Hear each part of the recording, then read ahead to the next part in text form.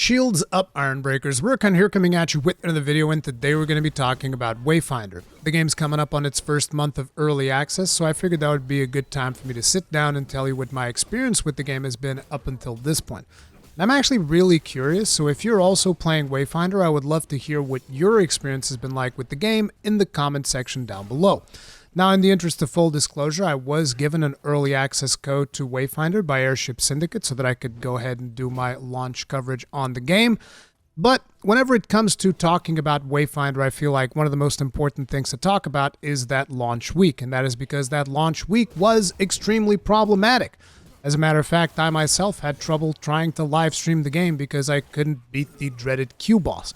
And that was after they implemented the Q, which was like day 2 or day 3, give or take. I don't remember exactly at which point they implemented the Q, because on the very first day of release, there wasn't even a Q. The game would just explode constantly. Like you'd jump into the game and you'd be lucky to play for more than 20 minutes without getting disconnected, and that is if you were actually able to log in. Because logging in was actually the very first boss. I know that for a lot of people, they're going to be remembering the Q boss as the first boss they ever fought in Wayfinder, but the reality is that before the Q boss, there was the login boss, because for a lot of us on day 1, we couldn't even log into the game. So some of you might be wondering, why exactly did that happen? Now, I did speak with Sir Snarf, as you guys know. I did the podcast and all of that stuff. And one of the things that I was told is that the demand on Steam was quite simply much larger than they could have ever anticipated. As a matter of fact, there was a point at which the game was like the top 3 of Steam sales. Okay, top 3 of Steam sales. That's insane. I would not have expected that at all. As a matter of fact, I did not really feel that there was that much buzz around the game, considering that I did a podcast with Sir Snarf, and I was like, the views are okay. I don't really mind views when it comes to podcasts. It doesn't really matter to me very much, but the views are usually an indication of hype. But basically on release day, the podcast got a lot more views. There were actually a lot of people watching and reacting to the podcast. I remember Talia was watching the podcast, which that was pretty cool.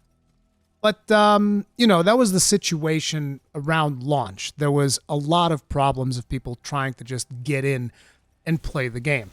Now, one of the interesting things that Airship Syndicate has done, because, since then that problem has pretty much been solved. Like, if you try to log in right now to Wayfinder, you should be met with like a 20-person queue, give or take. And this is because I feel like they're implementing a system somewhat similar to what Final Fantasy XIV does, which if you go in to log in to pretty much any server on Final Fantasy XIV, you're going to get a very small queue of like 50 people, give or take. And that is just to ensure that the login server doesn't explode. At least that's my interpretation of the situation. So they're doing kind of like something similar. Usually I'll log into the game and there might be a queue of up to 20 people, sometimes 10 people, sometimes 5 people.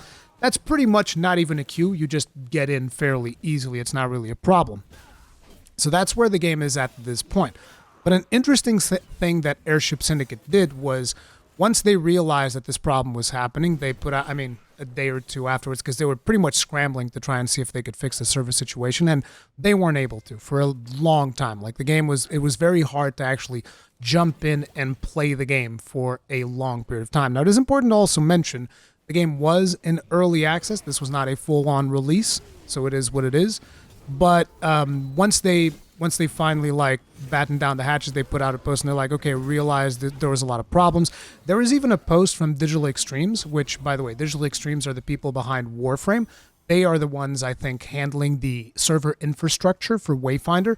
So they even posted as part of the Airship Syndicate post, apologizing for what had happened and all of that stuff. But one of the things that Airship Syndicate said in that post is like, we are going to be compensating players for this.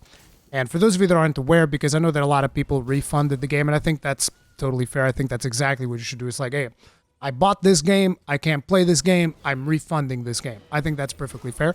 As a matter of fact, for those of you that are curious, there was actually in the official Wayfinder Discord, there was like a post that was promoted and pinned by official team moderators and stuff like that, and even the community team. That post was pinned, and it was a post that told people how you could get a refund after 2 hours on Steam. So the team itself is like, we want to make sure that if you did not get the experience you wanted, get your refund even if you've played for more than 2 hours. And I believe that a lot of people were able to get refunds on Steam. On PlayStation, I bet that was probably a lot harder because the game launched both on Steam and on PlayStation. But as I was saying, one of the things that Airship Syndicate committed to in that post where they were apologizing for the situation that happened with the game because the demand was too high, they committed to compensating players for what happened. And that compensation came a couple of days later. I don't know if it was a couple of days or maybe a week because this is all stuff that happened last month. And the month of August, for me, just one big blur with all of the games that kind of like exploded onto the scene.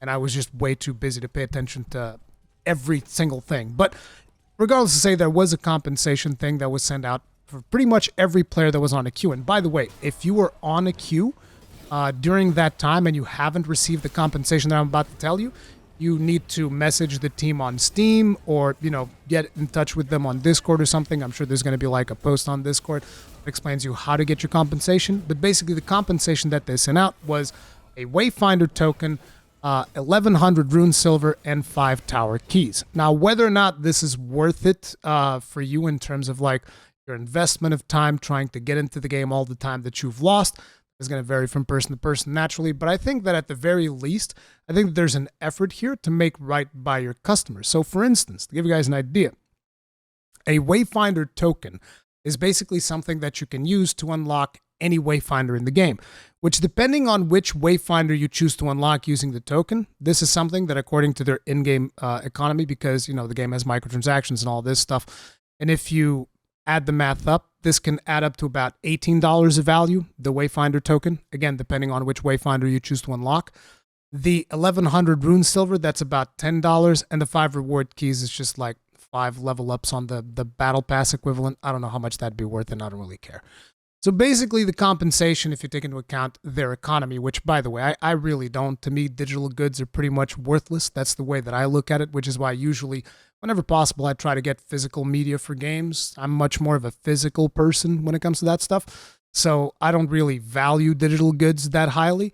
But if you take into account the economy and all of that stuff, this compensation would be about $28, which is more than the cost that you would have paid for the game if you were to get the most basic pack, the most basic Founders pack, just to gain access. Now, personally, I think that's reasonably fair. At least an effort was put in, which is more than I can say for other companies that either botch launches or botch certain situations and, just never really do anything for you.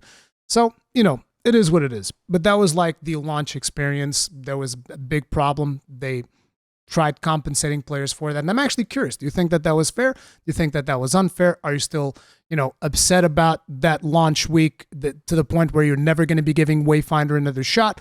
I'd be very curious to hear about that in the comment section down below. But now, let's talk about what I've been doing on the game, because I live streamed a little bit of the game, but very quickly I realized that this is going to be very hard for me to live stream because, there's all these queues and usually I need to schedule my live streams.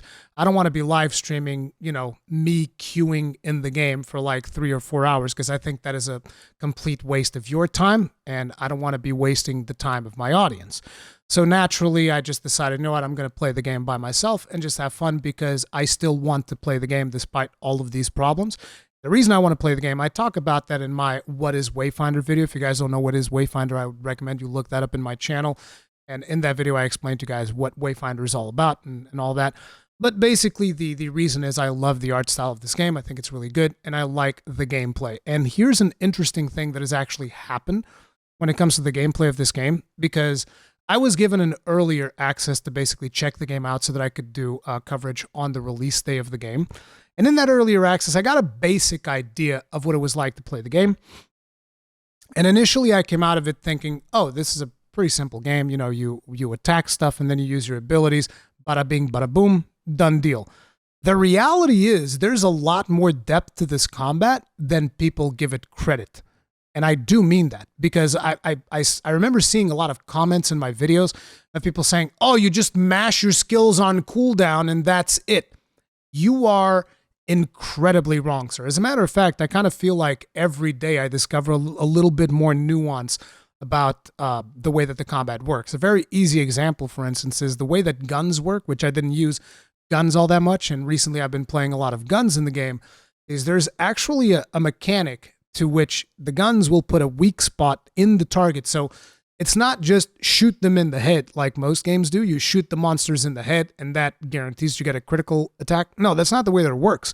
The game dynamically places a weak spot on target at certain times, which are influenced by a gauge that is in your weapon. And when you hit that target, that is going to give you the pips for your weapon ability. So you're not always shooting at the head, you're not shooting at center mass, you're not shooting at the arms. You're looking for a dynamic weak spot that the game is placing on enemies in order to trigger the weapon ability to charge it faster, and then you get to use your weapon ability, which will increase the damage significantly. But not just that, there's other things like the way that parrying works with sword and shield and how abilities charge up faster if you slam the shield more often as opposed to doing the finisher of the sword attack more often. There's a lot more depth to the combat than people initially give it credit for. That's one of the things that I did want to point out. Now, I started playing the game as Wingrave, which is like the tanky boy of this game, so to speak. But he's kind of like both a tank and a healer, which is a little bit weird. The game does not really have a traditional holy trinity that you've come to expect in MMOs. So I actually realized after a fairly long time that Wingrave may not be my favorite character. So one of the things that I decided to do was I wanted to figure out how long it's going to take me to unlock one of the other Wayfinders, because it is a process. So they do tell you when you start the game, you know, you're going to be playing the Wayfinder that you choose for quite some time. So make sure that you choose a Wayfinder that you want to play. So I picked Wingrave, and I don't regret that. I love playing Wingrave. I think Wingrave is a fantastic character. I had a blast playing him, and he might still be one of my favorite characters to play solo, but he is definitely not my favorite character to play as multiplayer, because Wingrave just feels too slow. And I'm not sure how I feel about that when it comes to the multiplayer side of things, but that's neither here nor there. So I played a bunch of Wingrave, and I decided rather than using the Wayfinder tokens that I have, because like I said, I got a Wayfinder token as a form of compensation, but also the code that they sent me came with like, I think 2 or 3 Wayfinder tokens. So if I wanted to just test out another Wayfinder, I could have used the token, but I was like, I don't want to do that. I want to see what the experience is like for someone who is, you know, just gets the basic pack and they need to actually unlock these Wayfinders. Not only that, but I also wanted to unlock weapons and all that stuff. And it actually took me a decent chunk of time to unlock stuff, and that is because it was kind of hard for me to understand where things were dropping. And I know that people are going to say, why didn't you just look it up? It's easy. Just look it up. Wayfinder.db. It's right there. But the thing to me is, I always like looking at games in a way, how well does the game guide the player? And I feel like when it comes to telling players where things drop, I feel that the game doesn't really do a good job of explaining that, and that is one of the things that I wanted to be able to give feedback to the team as well, so that they could potentially improve that. But I do feel that they don't do a particularly good job of explaining to you where things drop, because there were even items that I had picked up, and I don't remember picking them up because you're in the middle of a dungeon, you're killing like 5-6 monsters, suddenly you pick up one item. You're not looking at all of the stuff that you're picking up in this game, because you pick up tons and tons of loot as you are going through dungeons in the form of echoes. And when I say loot, I'm not talking about weapons. I'm talking about materials, crafting materials, as well as what could be considered essentially gems that you socket into your character and weapons. So that is one of the pieces of feedback that I would like to give, and that is that they really need to make it a little bit more clear where players can get certain things, because it can get quite messy. So at a certain point, I was just like, okay, I'm going to start looking stuff up, and I started looking stuff up, and that expedited the process significantly faster. I was able to very quickly craft like the sword and shield that I wanted to craft. But then I was like, I want to craft Silo, which is another one of the Wayfinders, and potentially the other Wayfinder that probably my favorite Wayfinder right now, which I knew was probably going to be something like that. I was very undecisive between Wingrave and Silo.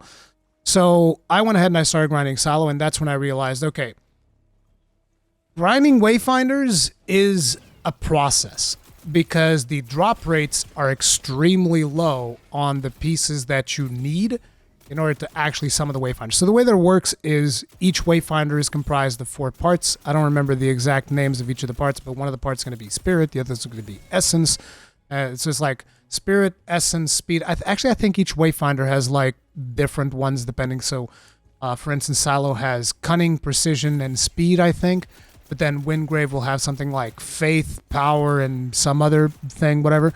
But basically, each of those will have 3 vestiges that you need to get, And then on top of it, a wide assortment of other materials and other stuff. And basically, the vestiges were very hard to get. So number one, the character that I wanted to unlock required a boss that unlocks through a side quest that requires you to go through.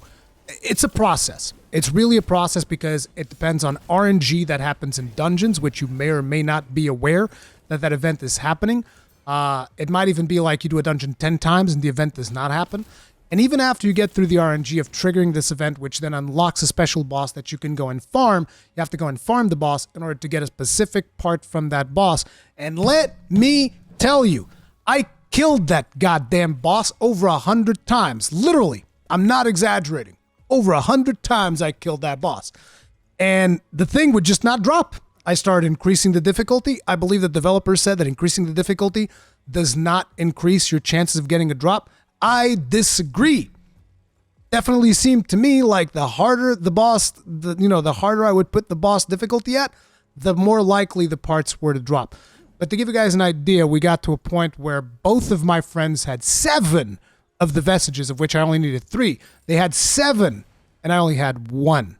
So those drop rates are very, very wonky. I think they need to put in something to influence it. But the good news is that the game has the mutator system and all that stuff, which allows you to basically, put modifiers into dungeons. And I think that potentially developers should make use of that in order to incentivize people to make things a little bit more challenging with random mechanics, but also getting a higher chance at getting the things that they want. And I believe that that is actually the design intent. It's just in early access, they haven't implemented everything as is. So that was another bit of criticism that I would have, is that it took me way too long to summon a Wayfinder simply because this one part would not drop. Now there's also another situation, which, for instance, 2 of the materials that I also needed, which were like much easier to get materials, were Trickster Coins and Archaic Bones. So here's an interesting situation when it comes to Trickster Coins and Archaic Bones. I was farming this with friends, which, by the way, just a bit of a side note here. This game is a zillion times more fun with friends, and I should mention, I'm not sure if I would have played as much of the game as I did if I was playing solo. Because when you're playing with friends, you have that constant drive where you're like, oh, I want to get stronger so that I can help my friends, and then they can get stronger and they can help me. And that's kind of like the cycle that has been going down. I have 2 friends that I usually play with, Kegrin and Wada. You guys might remember them if you watch some of my Iceborne live streams, because we're constantly grinding Monster Hunter World Iceborne together.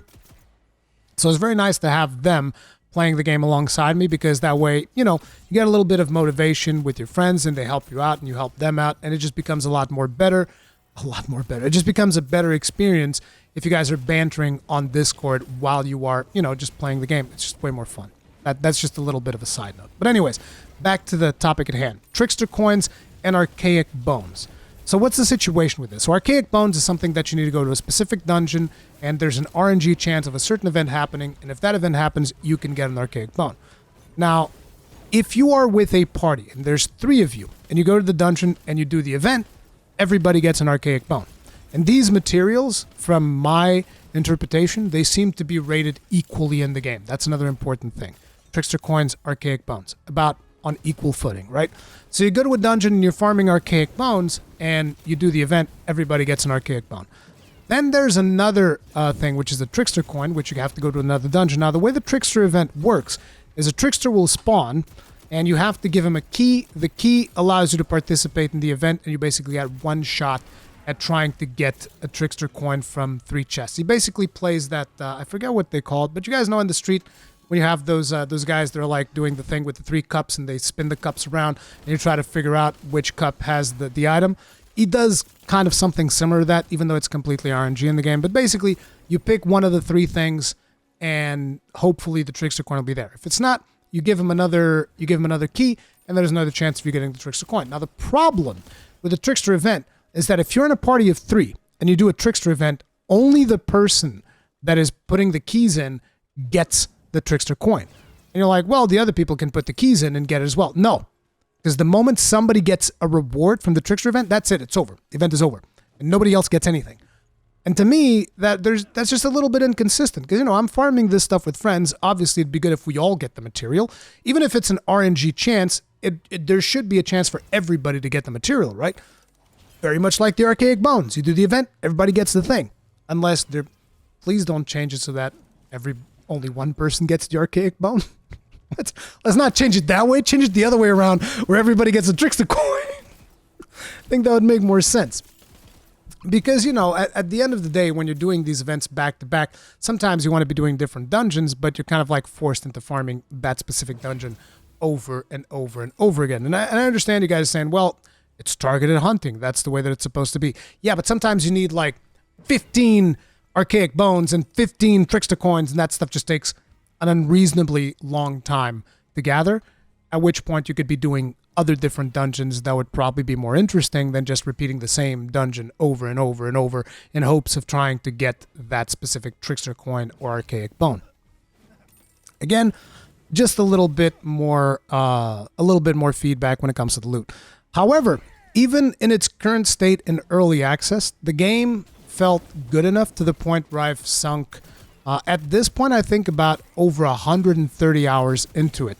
And I say about because, unfortunately, PlayStation does not track your gameplay time as accurately as Steam. So Steam is putting me north of 120 hours, and PlayStation says about 30 hours, although I think I probably played a little bit more.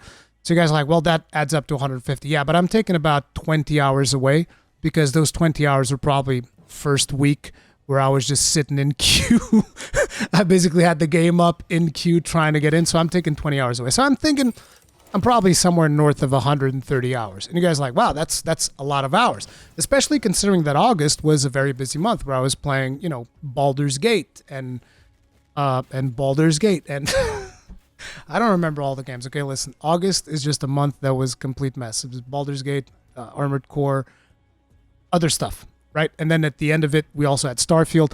And what I would do, right, is I would come into the office and I would stream whatever game I happened to be streaming at the time. And then I'd go home, hang out with family for a little bit. And then when the kids were in bed, boom, jump into Wayfinder. Every single day, just jump into Wayfinder, time to do some grinding, get together with friends on Discord. And all of us were pretty much excited to jump into Wayfinder and grind something new, whether that was grind a new Wayfinder, grind a new weapon, advance the story, because I still haven't finished the story at this point, and I was able to rack up to 130 hours. Now, I did say earlier that Airship Syndicate sent me a code to Wayfinder, but even after they sent me a code, I was like, you know what? I actually am going to go ahead and buy the basic Founders Package on PlayStation, because the game does support cross-progression, and I wanted to see how seamless that was, how well it actually worked. And initially, I was a little bit confused because I boot up the PlayStation version of the game and it's telling me like, create your Wayfinder. I was like, I messed it up. The account's link. There's a process in the website. It's actually really well explained. Just Google up like linking accounts or whatever. And it's super easy and it works. And right now I can basically log in either on PlayStation or on Steam and it's pretty seamless. The one thing is, like we even mentioned in the podcast, all of my currency is on the PC side of things, like my digital currency for the game or whatever. I don't have anything on PlayStation, but I can buy items on PC and they'll show up on PlayStation if I do that. However, I haven't purchased anything or used the currency or Wayfinder tokens that I have because I wanted to experience the game as a player that only has the basic pack up until this point. Although I did use Nightshade. Nightshade's one hell of a gun, dude. Nightshade's one hell of a gun. But so yeah, I've been playing both on PlayStation, and the performance on PlayStation is pretty good. No real big complaints. The game still has random DCs every now and then, particularly in a very specific spot, which is the spot where the world boss is, because everybody's trying to farm that world boss. And we'll talk more about that in a bit. But suffice to say that I've actually been greatly enjoying my experience with it. Now, again, this comes with the caveat that I was always aware that this is an early access release. If you're expecting something that was giga polished to a fine sheen and all of that, I think you should wait. You should wait until like February next year, whatever it is, when they're going to be when the game's going to go into free to play. At which point you don't even have to pay to play the game. You can just play it for free. That would be my recommendation. If you're expecting like a more polished product, do not jump into the early access. If however you like the gameplay, again, the basic Founders Pack's like $20 or whatever, and I've already gotten 130 hours out of it, and I don't see myself stopping anytime soon. Like, I'm recording this video, and I'm excited to jump back in and play a little bit more as Silo, which I unlocked like 2 days ago, give or take. I unlocked Silo, and it's already at level 20, so I've been playing Silo like an absolute maniac because I wanted to do a combo with a friend of mine, which is Silo Venomous, because I had this theory because of their passives and skills and stuff like that, that there were going to be one brutal combo, and turns out my session was 100. My session? I don't know. My estimate of the situation was completely correct, because me and my friend, like, our power levels are hovering around 1400. Well, they were. Now it's probably higher. But last night we were hovering around 1400, 1500 in terms of power level. My friend was actually like 2 or 3 levels below me. And we were doing dungeons and bosses for power level 2200. Now, the downside was it was one-shot city. Like, anything touched either of us, we'd be dead. But when it came to dishing out damage, me and my friend were just like shredding the whole game. It was disgusting, but it was a ton of fun. It's been really fun. I'm actually having a lot of fun with the game. I think that the gameplay is super solid. In terms of story, I think the story is a nice backdrop, but it's not something that I'm like, oh, I'm super invested in the threat of the gloom and they're gonna destroy Scott. It's like, yeah, sure, I'll help you guys out. It's whatever. The side quests, on the other hand, I have to say, were not great. It's not a fantastic experience with the side quests.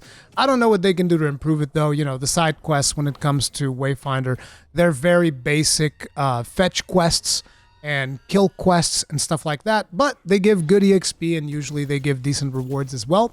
Sometimes they even unlock, like, specific gameplay mechanics, which I kind of feel like the game needs to be more, they need to make it more clear when something unlocks, like, oh, you should complete this quest, like have it be a tier above just priority quest. It's called like super duper important quest, because this quest unlocks your usage of what are they called? It's not artifacts, it's the elixirs. This quest unlocks elixirs. This quest unlocks the second slot of elixir. Like, you should have something like that saying, hey, this is really important, you should really do this quest. Because there's definitely a lot of stuff in the priority quest that is not that important. It's not really a big deal. And then there's stuff in there that's like, this is giga important. You need to get it done right now. So there's a lot of work still to be done on the UI side of things, I feel like. But the most important part is that the foundation is there. Like I said, there's a lot more depth to the combat than people give it credit for. Because a lot of people jumped into the game, mashed a couple of buttons, and they're like, it's a button masher, whatever. When in reality, if you read the fine detail between the passives that each character has, things get a lot more in depth, and there's a lot more to it than just mash the buttons and do whatever.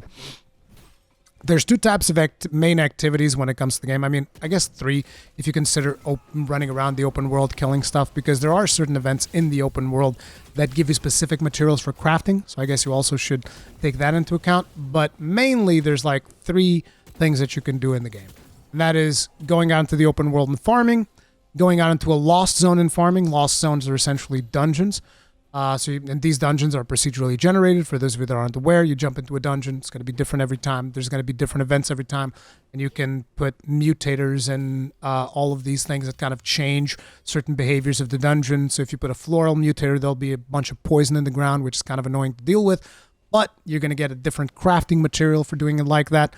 And you're going to get different rewards and sometimes even chances to get different events in the dungeon depending on the imbuements and mutators that you put into the dungeon. So there's a lot, again, there's a lot more depth to dungeons as well than people give it credit to.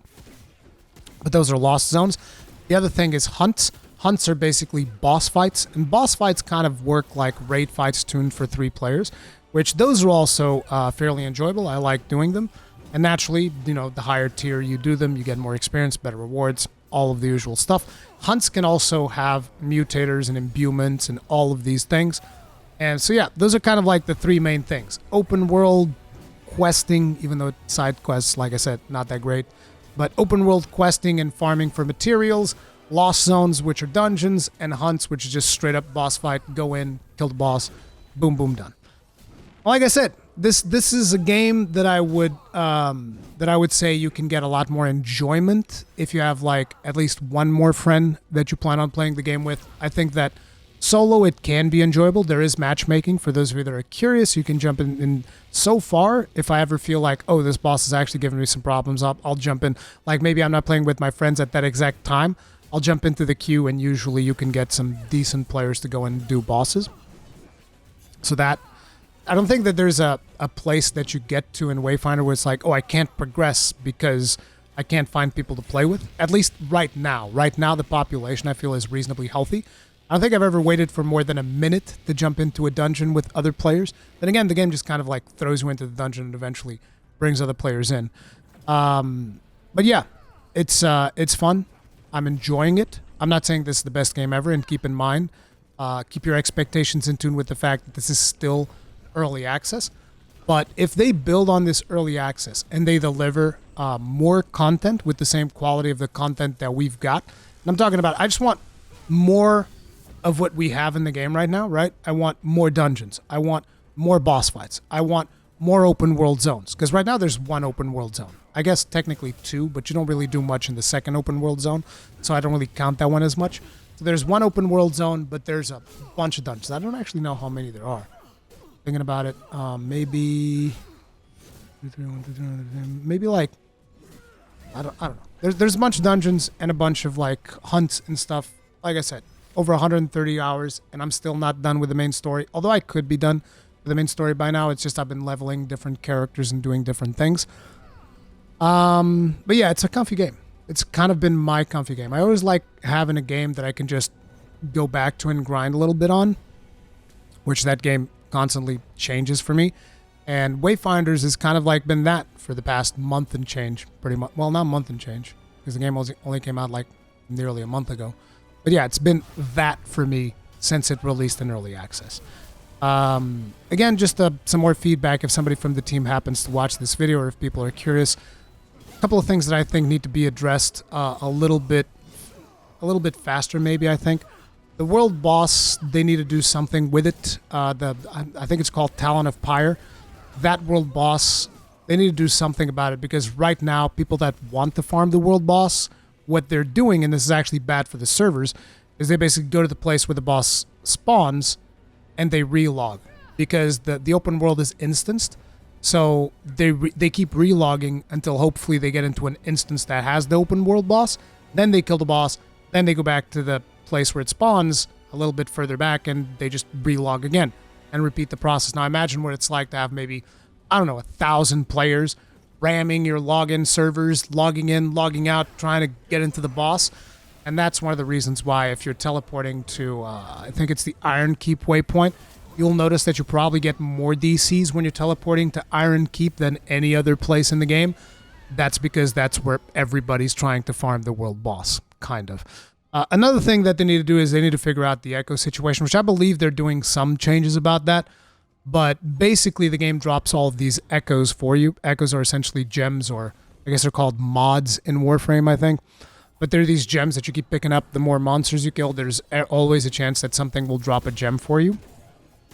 And I have so many of them right now that whenever I'm trying to put echoes into my characters, which is something that I actually enjoy doing to kind of like min-max my build, and I'm like, oh, I'm going to change this echo, change that echo, constantly messing around with it. It's actually a really interesting system if you enjoy min-maxing and build making and all of that stuff. You can do a lot of stuff with the echoes.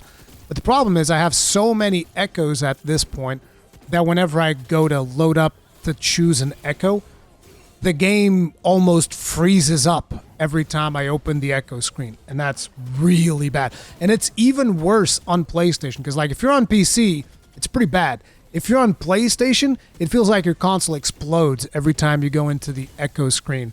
And actually, I'm wondering if the PlayStation is going to overheat or something from the amount of echoes that we have, because it starts going into friggin' airplane mode when I go into echoes. It even starts making different noises because my PlayStation has a coil wind-up noise or whatever.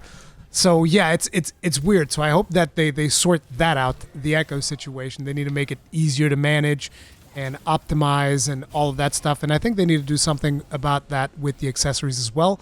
Because right now you're also getting tons of accessories. It's one of those situations, you know how a lot of times like, man, this game's so stingy with loot. Wayfinder is stingy with some loot, But there's other loot that it's like a funnel. It's like, not even a funnel, like a faucet. It's like a faucet of echoes just dropping every time you go into an instance. Echoes, echoes, echoes, echoes. It's a faucet. Drop, non-stop echoes 24/7. And then when you need to actually, you know, min-max your character, you go into the echoes and it's like, oh my god, this is a terrible experience. The UI is completely unresponsive. So, yeah. And like I mentioned, my last piece of feedback would probably be some of the drop rates are just too low. Like, dude, there's no reason why I should have had to farm Riven over 100 times to get like 3 pieces of loot. I don't think that the amount of hours that I had to put into farming Riven was absolutely ridiculous. It was just no. And it made me very hesitant as to, you know, because like, for instance, I'm curious about trying out Senja, right? But if I'm trying out Senja, I'm probably like, look, I'll burn my Wayfinder token. Okay, here's the token. Give me Senja. I'm not going through the process of farming another 3 silos precision, whatever it was, right? Killed the same boss so many times that we actually optimized the build just to kill that boss, to the point where I would break the boss every single stage with a sword and shield, and my friends would just melt it. The boss was completely incapable to do anything against us at that point. So, you know, it is what it is, but it is a fun game, and I'll keep reporting on it as I play, but I'm very curious, again, to hear from you guys if you've been playing Wayfinder. Let me know in the comment section down below what your experience has been like. Thank you all very much for watching. If you enjoyed the video, hit the like button, subscribe, bell notification icon, all that jazz, and I'll see you guys in the next one. Stay strong, stay safe, peace out.